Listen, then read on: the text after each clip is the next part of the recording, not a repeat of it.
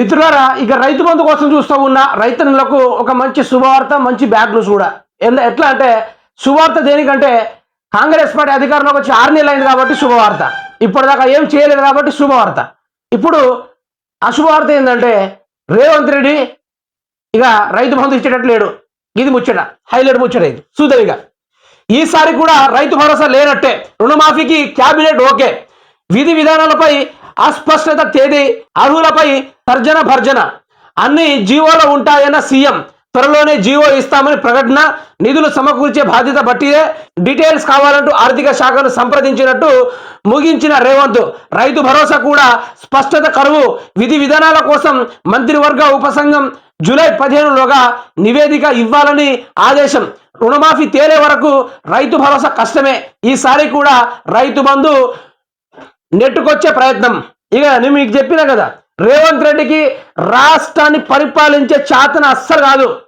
అసలు నేను చెప్పే మాట రేవంత్ రెడ్డి తగిలి ఉంటే రైతు బంధు ఇచ్చేయాలి. ఎందుకు చెప్తున్నా అంటే రేవంత్ రెడ్డి 18 కోట్ల రూపాయల రాష్ట్రం ఆర్బీఐ నుంచి, హార్కో నుంచి తీసుకొచ్చిన అప్పులన్నీ బీఆర్ఎస్ పార్టీ ఎమ్మెల్యేను కొనడానికి మాత్రమే ప్రయత్నం చేస్తా ఉన్నాడు.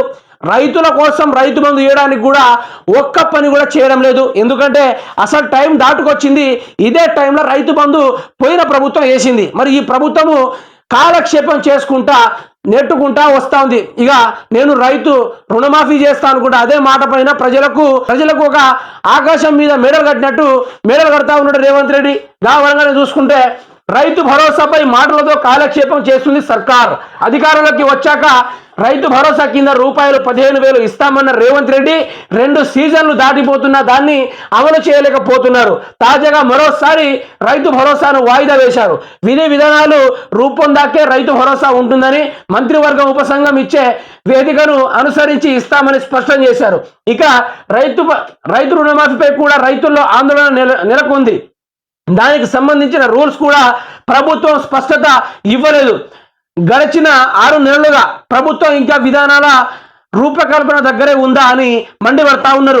ప్రజలారా, రేవంత్ రెడ్డి కానీ, ఈ భట్టి విక్రమార్ కానీ, ఉత్తమ్ కుమార్ రెడ్డి, పొంగులేటి వీళ్ళందరూ ఎట్లాంటి వాళ్ళు అంటే రైతులు చనిపోతా ఉంటే సమ్మగా కాఫీ తాగి ఎంత సమ్మటి వార్త చెప్పారా అనే అలాంటి మనుషులు వీళ్ళు. రైతు బంధు ఎందుకు ఇవ్వాలని ఈరోజు వాళ్ళు ప్రతిపక్షంలో ఉన్నప్పుడే మొత్తుకున్నా ఉన్నారు. కానీ మా తెలంగాణ రాష్ట్ర ప్రజలు మార్పు కావాలి, కాంగ్రెస్ రావాలని కాంగ్రెస్ అధికారులు తీసుకొచ్చినప్పటికీ ఈరోజు రైతు బంధు అనేది పూర్తి స్థాయిలో సిక్ అనుకుంటా ఊడ్చేసిళ్ళు. మరి రైతు బంధు ఉందా అంటే రైతు బంధు లేదు. ఈ కాంగ్రెస్ ప్రభుత్వానికి ఒకసారి రైతు బంధు ఇచ్చినందుకే కింద మీద అయినప్పటికీ ఈయన పూర్తి స్థాయిలో 5 సంవత్సరాలు 10 దఫాలు ఈయన రైతు బంధు ఇచ్చుకోవాలి అని నేను ముందే చెప్పిన. ఆయనకి ఇవ్వడు శాత కాదు. ఆయన వేల కోట్ల రూపాయలు తింటున్నారు.